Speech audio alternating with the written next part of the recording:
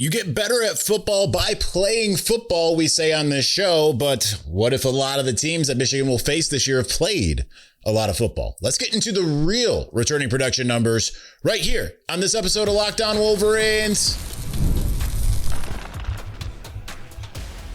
You are Locked On Wolverines, your daily podcast on the Michigan Wolverines, part of the Locked On Podcast Network, your team every day. Happy Thursday. We're back and doing it. Locked On Wolverines podcast, part of the Locked On Podcast Network, now the #1 sports podcast network.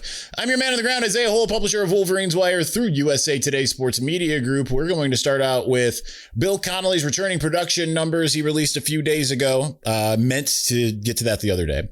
Michigan's ranking would normally be one to celebrate. However, there's a reason to exercise caution here. Then we're going to get into CBS Sports. It continues to seemingly just hate on Michigan. We're going to get to their win total projection. Finally, I want to touch on a conversation that I had with Steve yesterday that I think will go a long way to kind of making you have a little bit of optimism, some confidence going into the season. I think that most do. I'm not saying that you don't. I'm just saying this might add to it. So, all right, let's take a look at the returning production numbers. I need to go back to this screen so that I can have Michigan's. So Michigan overall is 20th in the country in terms of returning production. Heck of a lot more than what, remember, we did the CBS Sports returning production. They had some kind of arbitrary, if you didn't start in 6 games, then we didn't count you. And for Michigan, that kind of didn't make sense, right? Because you got a lot of guys that were essentially starters or ended up being starters or were starters, but were kind of limited through injuries, things like that, right? Because if you took a look at it and you said a full strength Rod Moore isn't a returning starter, you're doing something wrong, right? So I didn't really particularly like the rubric for which they used. But usually, the year Michigan, for instance, won the national championship, they were 5th in the country in returning production. So that was a pretty good indication. The year before 2022, I mean, they were good, but I think they were kind of middling. It was they were 70th or something like that. And generally, that's how you expect teams to kind of go, with a little bit of an ebb and flow as far as that type of stuff is concerned. But Michigan comes in 20th, returning 63% of its production. I do believe transfers are worked into that. And they have the 6th most experienced offense, however, has the 55th most experienced defense. So both above the Mendoza line. I don't mean that as Fernando Mendoza. I don't even know really what the Mendoza line is. It's just a saying in my eyes. But certainly not defensively, certainly not oh yeah, that's absolutely incredible. We're going to get to the defense actually in segment 3. Why do I say this isn't necessarily a reason to celebrate? Because normally if I any given year, I'd look at it and say Michigan has the 20th most returning production. They're going to wipe the floor with everyone. Well, let's go over the schedule just for a second. There are some teams even more so than I recognize. I think Michigan is going to destroy both Western Michigan and UTEP, particularly UTEP, which has very little returning production and is the weakest team on the schedule ultimately. But there's several other teams. I want to highlight a few here. So Oklahoma comes to town in week 2. And you have the home field advantage and all of that stuff, but Oklahoma comes to town as the 3rd most experienced offense and the 16th most experienced team coming off of their college football playoff appearance, in which they at least for a half, they were way better than Alabama. And if they had been for a whole game, you'd probably be talking about head coach Kalen DeBoer, to be honest. So there's that. Minnesota. It's the 5th game of the year. It's at Minnesota. They are the 7th most experienced team. Now, again, that isn't always the be all end all. I tend to think it's the most important thing that you can look at generally.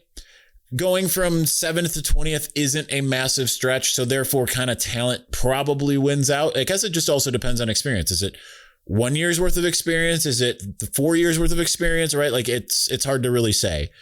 But Illinois was 5th in the country last year, and that was the big reason why I thought they were going to be a heck of a lot better, returning their quarterback, most of their coaches, and they just kind of fell off a roof there. So you've got that. I clearly deleted a number from Indiana. I think they're 55th because it says 5th. They're not the 5th. Oregon as the 11th most returning production, and Michigan plays them on the road. 26th offense and 11th ranked defense. UCLA comes to Michigan the week before, with a new coaching staff, mind you, comes to Michigan the week before the game, and they are the 9th most experienced team with the 5th offense and 29th defense. Ohio State is below Michigan, but not by much, by 11 spots. 31st team overall, returning 60% of its production from last year. 8th offense. So a lot there. Obviously no Carnell Tate, but, that Jeremiah Smith guy is pretty good. And the 78th defense. So I wouldn't be surprised to see their defense take a step back. Because obviously they lost a lot there with Arvell Reese and why am I blanking on I wanted to say Tyleek Williams. It was the year before. He was the dude the Lions got. They got Caden McDonald. I was going to say it's actually my dude, Caden McDonald. Really wanted Michigan to get him. When I remember interviewing him, and it was like, this dude he's great. And then he ended up actually being great. Continues to be great. So, yeah, there's some teams on there. Iowa's 104th, Penn State 67th. Indiana, like I said, I think they're like 50 let me see if I can triangulate this. 65th or 55th, one of the two. MSU, for all of their bluster and everything, Fitz is going to come in and they've got the 97th most experienced team overall with the least experience in the entire Big Ten on offense. So yeah, good luck. But yeah, sure. It's going to run roughshod. Go ahead and complain about your over-under being 3.5. They complain about it like every year. And then they struggle to make the over. they may make it, but they struggle to make it. And then the next year they're like, oh, how are we being so underestimated? Noah Kim is so much better than JJ McCarthy. I remember all that.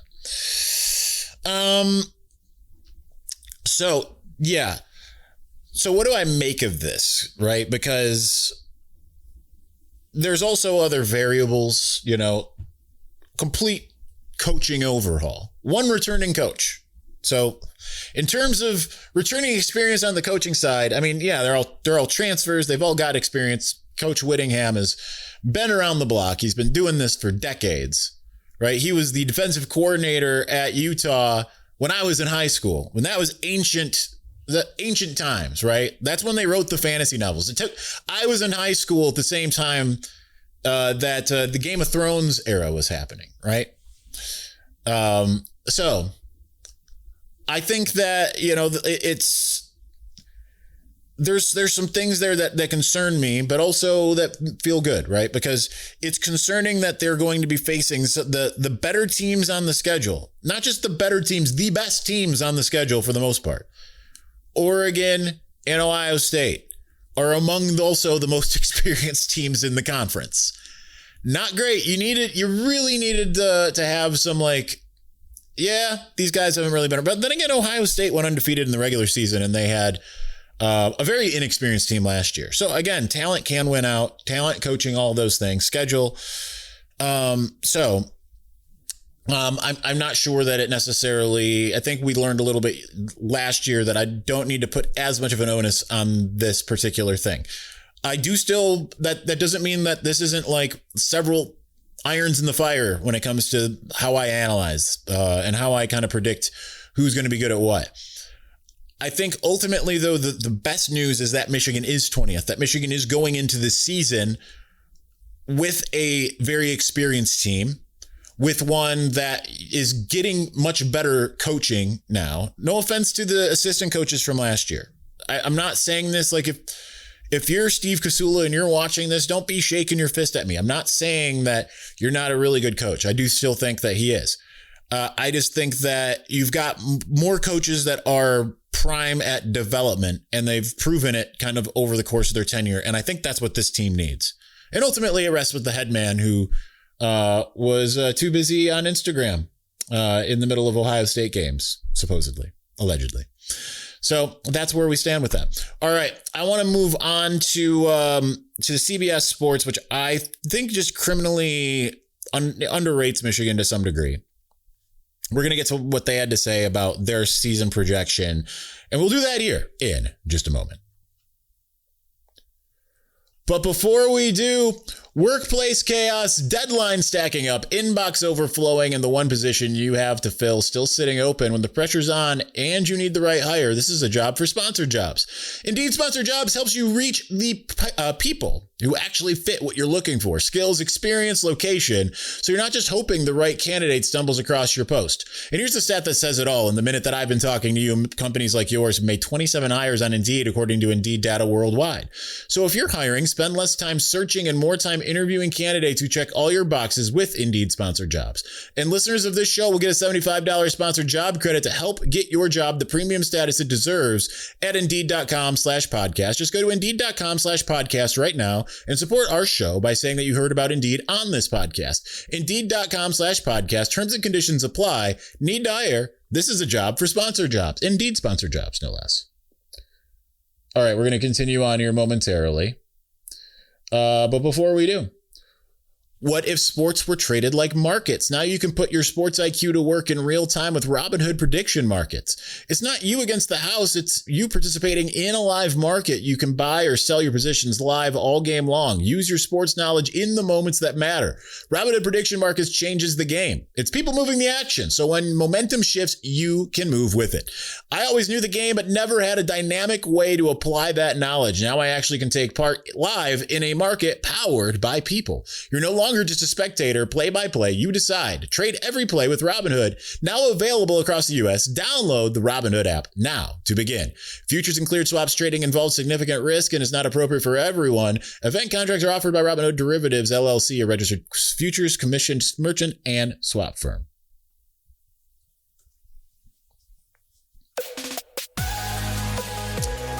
Get your first month of the Everydayer Club for free when you use the code MARGE. You'll unlock ad-free episodes and entry into our private listener group chat where I'm hanging out daily. Click the link in the show notes or go to lockedonwolverines.supercast.com to claim your free month. Okay, let's get to this.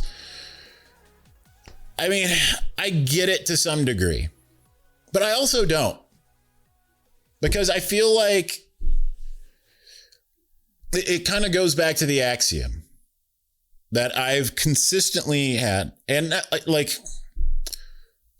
well, let's just get into it. Let me not sit and just foot around here, play footsie with the idea. It goes back to the axiom that I've constantly had of Michigan is not allowed to get better. Everyone else is allowed to get better. Michigan is not allowed to get better. Now, that said, Michigan went, 9-3 in the, or was it 9-3 or 8-4 last year? 8-4 last year in the regular season? I can't remember. They lost to Oklahoma, USC, and Ohio State. Was it 9-3? 9-3. Michigan absolutely could get better this year, but with the schedule, it might not look better. I get that. However, and I understand that they had no signature wins last year.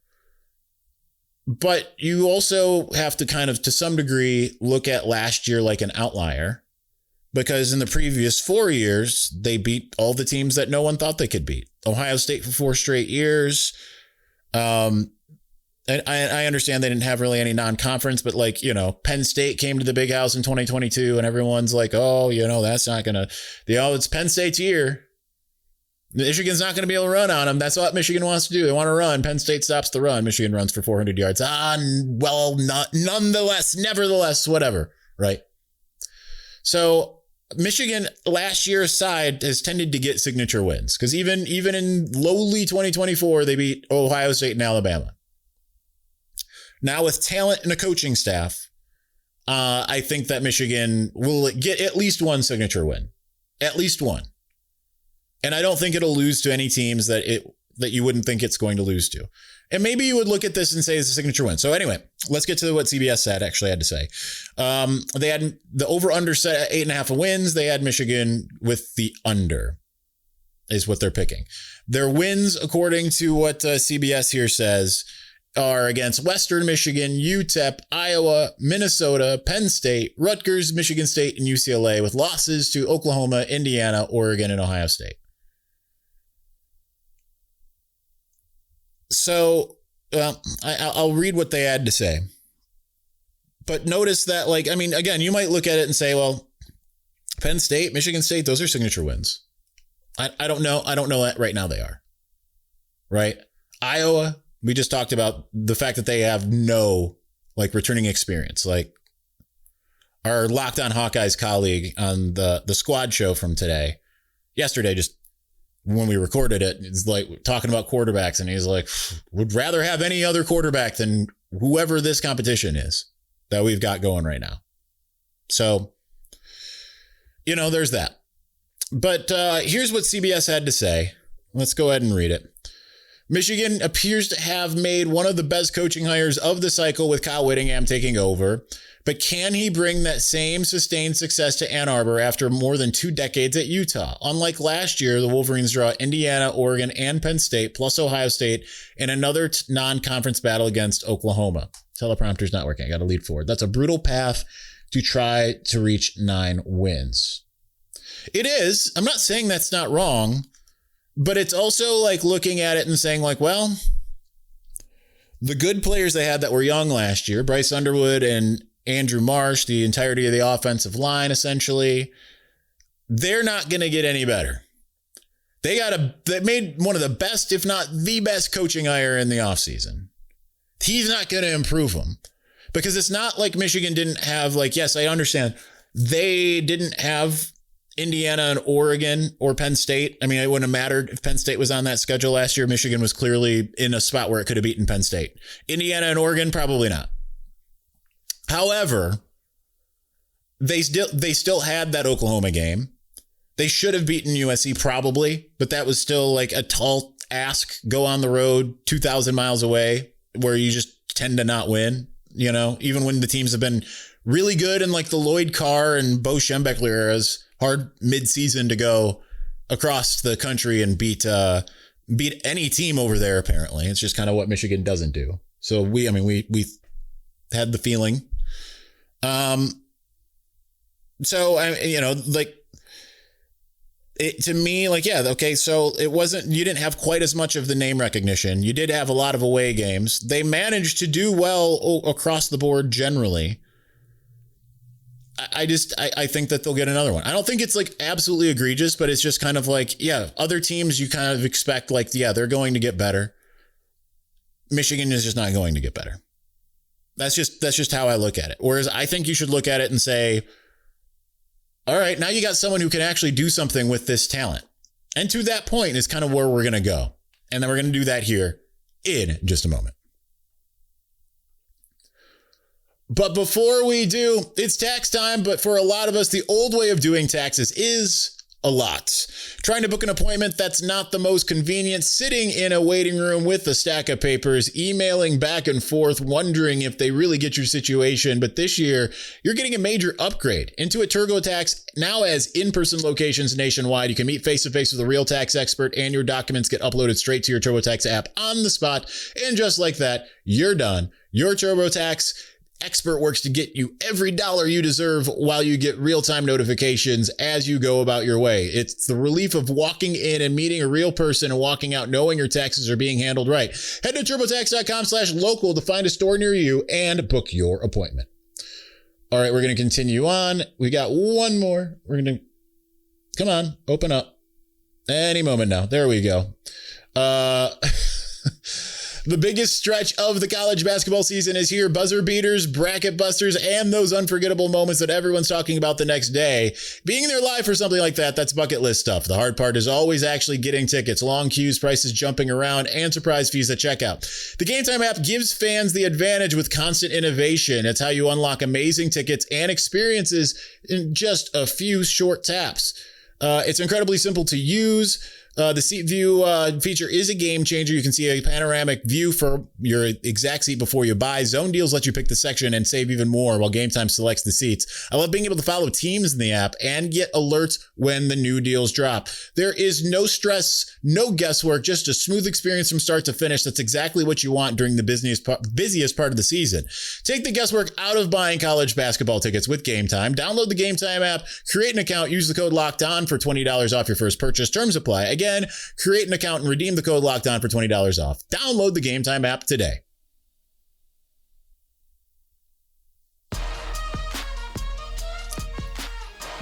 All right, so I was talking to Steve yesterday, and I was telling him just how impressive I found Jay Hill in particular to be from the press conference last week.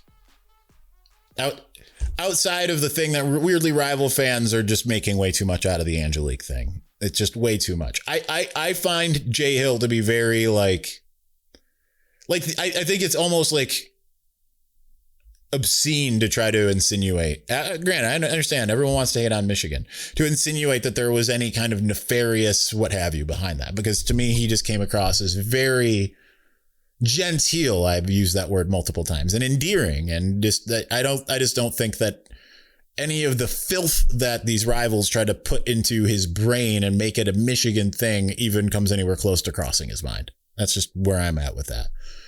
As a sometimes okay judge of people. That's expert status. Sometimes okay. So I was talking to Steve anyway about his defense and just what I think you can garner from him. And you kind of combine this with a little bit of the mic'd up, which I saw just a brief part of that Michigan had posted. And you're saying you're not understanding, when they're sitting there, this was more Steve. He's like, when they're sitting there looking at what they are used to having, the BYU and Utah guys, they are used to more so working with like Steve was saying, he's like, I've saw a lot of BYU last couple of years. He's like, I've watched a lot of BYU. Those were amazing defenses. And he's like, and they're doing it with people that generally, if they were at Michigan, generally it's like, next, you don't care about this guy. Who's the next one? Right? That's kind of what it is. So that when they're getting here and you hear them raving about the defensive interior, for instance, and people are like, wait, I thought that was an area of concern. Linebacker still they feel is a concern, more for lack of experience. But he was raving about Troy Bowles, and you, Michigan fan, who saw him come in as reserve with, I believe, 0 starts under his belt, lots of playing time, but 0 starts. You might look at it and say, really, Troy Bowles? But then you have to recognize, what are they working with? So with that kind of in mind, Steve made the joke, John Henry Daly was their top guy at Utah. And, he's a low 3-star. So then they see a 4-star, a low 4-star, Dom Nichols, or who's a head taller and faster and everything. And they're like, whoa, we just hit the mother lode, essentially. And I can't disagree with that. So I just wanted to break down a couple things just to tell you what he was working with and what he's now working with, Jay Hill. So I didn't write down all the names. Some of them are because they are Polynesian and I would butcher them. But top tackler at BYU last year was a 4-star. That's accurate. He was in the hundreds. So yeah, okay. They had a really good player, a 4-star. The next top tackler they had was unranked. 4-year player, completely unranked, never got a recruiting ranking. The next, a guy that Jay Hill actually mentioned as being one of his star players to the question that I asked about his defenses the last couple of years, was Isaiah Glasker, who was one of those unranked by the 24/7 Sports composite type of 3 stars, had a 24/7 ranking is about as low as you can go. And he's a star player for BYU. Same thing for their sack leader. Same thing for their interception leader. This is a whole team filled of guys that if they were playing for Michigan as a starter, either you're celebrating them for their Herculean efforts that went into them climbing out of the abyss of recruiting nothingness, like a Jordan Kovacs, Or you're sitting there being like, why on earth are we made to suffer? What have we done in this life to deserve this hell that has been foisted upon us? Right? So here's what he's actually working with now. My projected starters right now, I actually didn't put Nate Staling on this. I used Troy Bowles, but Nate Staling would be a low guy, but like, we're just for the exercise. Okay. So John Henry Daly from, via Utah, he was a 3-star at number 613 overall. Defensive tackle Trey Pierce, actually a 3-star. I thought he was a 4-star. He was a 3-star, number 568 overall. Enoetta next to him, number 107 in the country, top recruit in that class of 2023, 4-star. Cam Brandt, 4-star, according to his 24/7, but the composite had him as a 3-star still, nonetheless. Those are pretty much, I didn't assign many more rankings. Troy Bowles was a 4-star. Nathaniel Owusu-Boateng, a high 4-star. Via Utah, Smith Snowden was 199th overall, according to 24/7 Sports Proper. He was a 4-star. Rod Moore was a 3-star. We know that, but he obviously plays like a 5-star. Mason Curtis was a 4-star. Jair Hill, 4-star. Zeke Berry, a 4-star. And I'm not even including some of the players that, like Shamari Earls, Nate Marshall, Lugard Adekpai, Carter Meadows, high 4-star, 5-star types, right? So think about that. That is a big difference of what they're working with. I'm just going to do, just to continue the exercise, we're going to go to 2023, and I'm going to go off of memory here. So the top tacklers, Jimmy Rolder, 4-star. Ernest Hausman, I'm on the wrong year. Junior Colson, 4-star. Michael Barrett was a 3-star. Ernest Hausman was a 4-star. Mikey Sanders still was a 3-star. Makari Page was a 4-star. Josiah Stewart, Rod Moore were 3-stars. Chris Jenkins was as well. Mason Graham, 4. Derek Moore, 4. Sacks led by Jalen Harrell, who was I believe he was a tweener, a 3 on some and 4 on others. Interceptions, Mikey Sanders still, Will Johnson were the 2. 3-star, 4-star.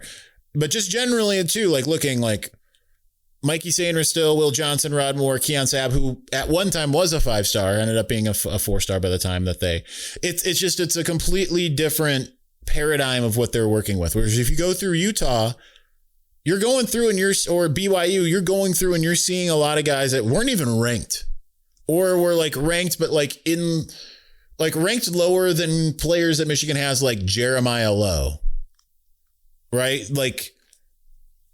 Or Travis Moten before he ended up moving and the final rankings bumped to a 4-star according to one recruiting service. But one of those guys that you're like, this guy's in the thousands.